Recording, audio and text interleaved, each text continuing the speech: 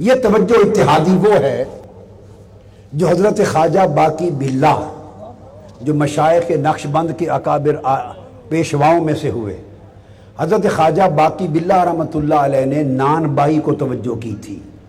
وہ توجہ اتحادی تھی۔ نان بائی تھا آپ کا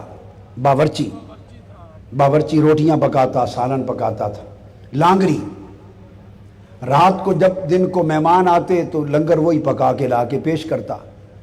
ایک رات دیر سے آپ کے کوئی بڑے عزیز القدر مہمان آئے، اللہ والوں کے ایسے ہوتے ہیں خادم۔ مولانا روم کا بھی ایک لانگری تھا۔ میں اس کے مزار پر گیا، کونیا شہر کے بالکل باہر جنگل شروع ہوتا ہے، وہاں پر اس کو حضرت شیخ آتش باز کہتے ہیں، آتش باز۔ تو جب مہمان آتے تو وہ کھانا پکا کے پیش کرتا۔ ایک رات مہمان آئے دیر سے، مولانا روم نے فرمایا اپنے خادم کو، نان بائی لانگری کو، باورچی کو کھانا لاؤ۔ تیل نہیں تھا، لکڑی نہیں تھی، چولہے میں کچھ جلانے کا کچھ نہ تھا۔ اس زمانے بھائی کوئی گیس نہیں تھی، تو تیل مٹی پہ ڈالتے جلاتے تھے، تو لکڑیاں ختم ہو گئی تھی، وہ تھوڑا سا تیل تھا، جلانے پکانے کا کچھ نہ تھا۔ اب اس نے شیخ کو یہ نہیں بتایا، مولائے روم کو، کہ حضور لکڑیاں نہیں ہیں۔ لکڑیاں اگلے دن اس نے جنگل میں جا کے چننی تھی۔ اچانک مہمان رات کو آ گئے، اس نے یہ نہیں بتایا کہ لکڑیاں نہیں۔ اس نے اپنے کپڑوں کو اور ٹانگ پر تیل چھڑک کے آگ لگا دی، تیل چھڑکا آگ لگا دی۔ اوپر سالن گرم کرنا تھا، جو کچھ وہ دھر دیا، کپڑے جل گئے، تیل چھڑکتا گیا، اس کی جلد جل گئی، چربی جل گئی، گوشت جل گیا۔ ٹانگ جلا کر کھانا پکا کے شیخ کو پیش کر دیا۔ آپ نے نہیں پوچھا، چپ کر کے مہمانوں کو کھلا دیا اور فرمایا جاؤ سو جاؤ۔ صبح اٹھا تو ٹانگ سلامت، ٹانگ سلامت۔ اس نے پھر یہ وطیرہ کر لیا، جب کبھی مہمان آتے لکڑی نہ ہوتی وہ ٹانگ جلا دیتا۔ صبح اٹھتا ٹانگ سلامت ہوتی۔ جب کئی مرتبہ ایسا ہوا تو مولائے روم نے سینے سے لگا کے فیض یاب کر دیا، استقامت دیکھ لی۔ اس کو حضرت شیخ آتش باز کہتے ہیں۔ ان کا مزار کونیا میں باہر ہے۔ ایک 80 سالہ ایک مجاور اللہ والی فاطمہ نامی خاتون اس کی مجاور ہے، زیر زمین مزار ہے۔ اور روحانی طور پہ آج بھی رات مولائے روم حضرت شاہ شمس تبریز شیخ آتش باز کے دربار پہ رات کو مجلس کرتے ہیں۔ یہ ایک الگ باب ہے، رات کو مجلس کرتے ہیں، کچہری ہوتی ہے۔ ایسی خدمت کرنے والے اس طرح کا درجہ پاتے ہیں۔ تو یہ نان بائی لانگری حضرت خواجہ باقی باللہ رحمۃ اللہ علیہ کا، رات کو مہمان آ گئے، نان بائی اس لانگری نے خدمت کی، کھانا پیش کیا۔ حضرت خواجہ باقی باللہ رحمۃ اللہ علیہ خوش ہو گئے۔ جب خوش ہوئے تو آپ نے خوش ہو کے فرمایا اس باورچی کو بتاؤ کیا مانگتے ہو۔ سادہ آدمی تھا، اس نے کہہ دیا حضور اپنے جیسا بنا دے۔ سمجھ نہیں تھی ایسا کہنا ہے یا نہیں کہنا۔ آپ نے اسے چونکہ زبان کر لی تھی، توجہ اتحادی کی، توجہ اتحادی کی۔ اس کے باطن کو اپنے باطن سے رنگ دیا، اس کے ظاہر کو اپنے ظاہر سے رنگ دیا۔ جب باطن اور ظاہر دونوں رنگے جائیں تو ظاہر کی شکل بھی بدل جاتی ہے، اور شکل ایسی ہو جاتی ہے جیسے شیخ کی، اور دیکھنے والے کو یہ بھی پتہ نہیں چلتا کہ مرید کون ہے، شیخ کون ہے۔ یعنی ظاہر بھی اتنا بدل جاتا ہے، باطن تو بدلتا ہی ہے۔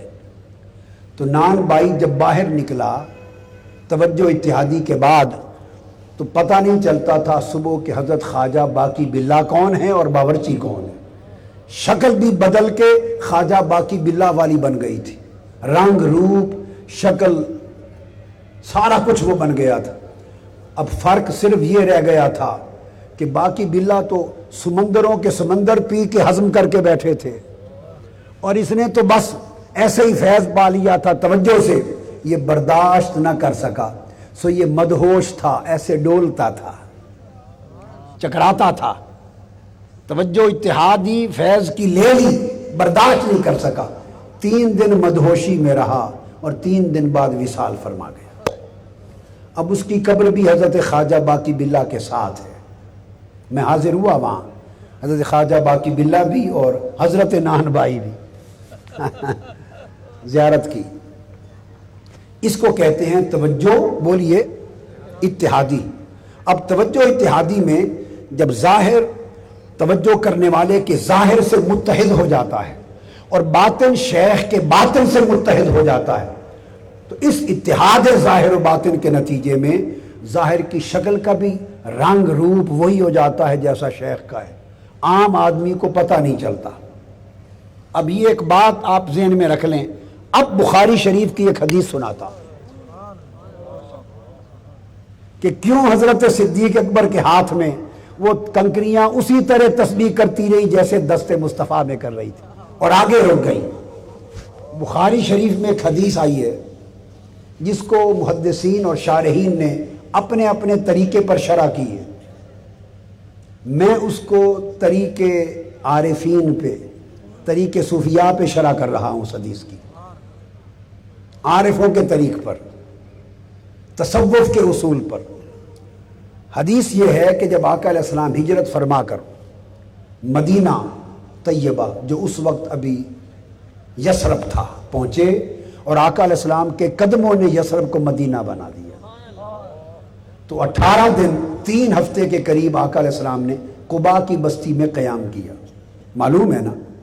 اب حدیث سنیے، حدیث پاک یہ ہے، کتاب ہجرت میں اور باب ہجرت میں بخاری مسلم میں آتا ہے کہ آقا علیہ السلام جب آ کے تشریف فرما ہوئے تو ارد گرد کے قبائل لوگ سن کے کہ آقا علیہ السلام پہنچ گئے، دوڑ دوڑ کے بچے، بوڑھے، جوان، عورتیں، مرد حضور کی زیارت کے لیے آئے۔ جب آپ کو دیکھنے کے لیے آئے تو آقا بھی تشریف فرما تھے، ابو بکر صدیق بھی حاضر تھے آقا کی خدمت میں۔ جنہوں نے آقا علیہ السلام کو دیکھا نہیں تھا ان میں سے کئیوں کو مغالطہ لگتا، کوئی حضور کے ہاتھ چومتا، کوئی حضرت ابو بکر صدیق کے ہاتھ چومتا۔ اب حدیث کی شرح کر رہا ہوں، یہ تو حدیث پاک ہے بخاری، کوئی آقا دو جہاں کے ہاتھ دست اقدس قدم چومتا، کوئی ابو بکر صدیق کی طرف لپکتا مصافحہ کرنے چومنے کے لیے۔ کچھ دیر ایسا ہوتا رہا، پھر سیدنا صدیق اکبر نے یہ دیکھا تو کیا کیا، آپ اٹھے، آپ اپنی چادر لے کر آقا علیہ السلام کے سر انور کے اوپر تان کے کھڑے ہو گئے، چادر لے کے کھڑے ہو گئے ایسے سر پہ تان کر، پتہ چل جائے۔ پھر جو بھی آتا تو پھر ابو بکر صدیق کے ہاتھ چومنے کا تو سوال ہی پیدا نہیں ہوتا تھا، ہر کوئی سمجھ جاتا کہ یہ آقا، یہ مخدوم ہے جو حضور بیٹھے۔ اب یہ واقعہ بخاری شریف میں، مسلم میں صحیح سند کے ساتھ مروی ہے، کتاب الہجرت میں۔ اس پر علماء اور شارحین اور محدثین نے بحثیں کی، وہ چادر تان کے کیوں کھڑے ہو گئے؟ کئیوں نے یہ لکھا کہ دھوپ سے آقا علیہ السلام کو بچانے کے لیے، دھوپ تھی تو چادر اس لیے تانی کہ دھوپ سے بچائیں۔ یہ جواب درست نہیں ہے، احترام کے ساتھ یہ جواب درست نہیں اور مطابق واقعہ نہیں، اس لیے کہ یہ احادیث صحیحہ سے ثابت ہے کہ آقا علیہ السلام کے سر انور پر تو ہر وقت دھوپ میں بادل کا سائبان رہتا تھا، بادل سائبان بنا رہتا تھا، حضور پہ تو دھوپ پڑتی نہیں تھی، بادل کا سایہ رہتا تھا۔ تو جب ہر وقت بادل کا سایہ رہتا تھا، دھوپ پڑتی نہیں تھی، تو پھر دھوپ سے بچانے کے لیے چادر کیسی؟ اور یہ بھی نکتہ سمجھ لیں، یہ بات بعض اوقات ان لوگوں نے کہی جو آقا علیہ السلام کا سایہ مانتے ہیں۔ ہم کہتے ہیں آقا کا سایہ نہیں تھا، بعض علماء کہتے ہیں تھا، بعض علماء کہتے ہیں تھا۔ ہم نے جب احادیث سے ثابت کیا کہ نہیں تھا تو بعض علماء یہ جواب دیتے ہیں، غلطی سے، غلط جواب ہے، غلط ہے۔ وہ کہتے ہیں کہ وہ جو روایتوں میں آیا ہے کہ سایہ نہیں نظر آیا، اس کی وجہ یہ تھی کہ ہر وقت بادل سایہ کرتا تھا، تو بادل کی وجہ سے سایہ نہیں پڑتا تھا۔ تو جیسے بادل کی وجہ سے سایہ نہیں پڑتا تھا تو آج چادر کیوں تانی؟ بادل آج نہیں تھا، آج بادل نہیں تھا، آج بھی بادل تھا۔ تو اس کا مطلب یہ ہوا کہ دھوپ کی وجہ سے چادر تالنا دھوپ کی وجہ سے نہ تھا۔ پھر سبب کیا؟ پھر جو سیاق حدیث ہے، حدیث کا مضمون اس توجیہ کے خلاف ہے، کیونکہ مضمون میں پہلے آ چکا ہے کہ کچھ لوگ حضور سے آ کے ملتے، کچھ سیدنا ابوبکر صدیق سے مل رہے تھے۔ تو جب مضمون میں یہ بات آ گئی کہ مغالطہ لگ رہا تھا لوگوں کے، تو وجہ یہ تھی کہ جب دیکھتے تو مغالطہ لگتا۔ تو سیدنا صدیق اکبر دیکھ رہے تھے کہ بادل سایہ فگن ہے، مگر اس لیے چادر تان کے کھڑے ہوئے کہ لوگوں کو پتہ چل جائے کہ جو کھڑا ہے یہ خادم ہے، مخدوم وہ ہے جو بیٹھا ہے۔ اپنے آپ کو خادم، خدمت گزار ظاہر کرنے کے لیے، حضور کا نوکر ظاہر کرنے کے لیے چادر تان کے کھڑے ہو گئے تاکہ لوگوں کو پتہ چلے کہ آقا یہ بیٹھے ہیں۔ اب سوال پیدا ہوتا، اگلا سوال یہ ہوا، یہ بات تو سمجھ میں آ گئی، آپ کو بھی آ گئی نا، اسی وجہ سے کیا تاکہ لوگ مغالطے سے نکل جائیں، لیکن سوال یہ ہے کہ یہ مغالطہ لگا کیوں؟ کوئی شکل ایک جیسی تھوڑی تھی، یہ مغالطہ لگا کیوں؟ شکل ایک جیسی نہ تھی، صورت ایک جیسی نہ تھی، ظاہر کے خد و خال، رنگ و روح تاجدار کائنات کے چہرے اقدس جیسا تو کسی کا چہرہ نہ تھا، صرف چہرے کی اگر مشابہت تھی تو حسن اور حسین کی تھی، اوپر کا حصہ اور نیچے کا حصہ حسن کا حسین کی مشابہت ان کی تھی، یا کلام اور صورت میں مشابہت تھی تو سیدہ فاطمہ الزہرا کو تھی۔ صحابہ کرام میں سے تو کسی کی مشابہت شکل و صورت میں تھی ہی نہیں، تو مغالطہ کیوں لگا؟ اس مغالطہ کی توجیہ توجہ اتحادی کی شرح سے کر رہا ہوں۔ وجہ یہ ہوا کہ مکہ سے چلے تھے تو شکلیں الگ الگ تھیں، ہائے ہائے، اپنی اپنی شکل تھی۔ جب 3 راتیں غار ثور میں بیٹھے رہے، ہائے ہائے ہائے، غار ثور میں صدیق اکبر کی گود تھی، مصطفیٰ کا چہرہ تھا اور کوئی تیسرا درمیان میں نہ تھا، اور قرآن نے کہا ثانی اثنین اذ ہما فی الغار، 2 میں سے ایک دوسرا تھا، 2 میں سے دوسرا تھا۔ تو قرآن مجید نے ظاہر و باطن کے اتحاد کا اشارہ کیا، ثانی اثنین، کہ جب غار میں تھے تو قربت اور اتحاد میں وہ مقام ملا کہ ہر 2 ثانی اثنین ہو گئے، اثنین میں ثانی ہو گئے۔ یہ اتحاد توجہ اتحادی کا ثمرہ تھا۔ مکہ مدینہ میں جب مجلس میں ہوتے تو ہر کوئی مصطفیٰ کا چہرہ تکتا اور مصطفیٰ کی توجہ بھی باری باری ہر ایک پر ہوتی۔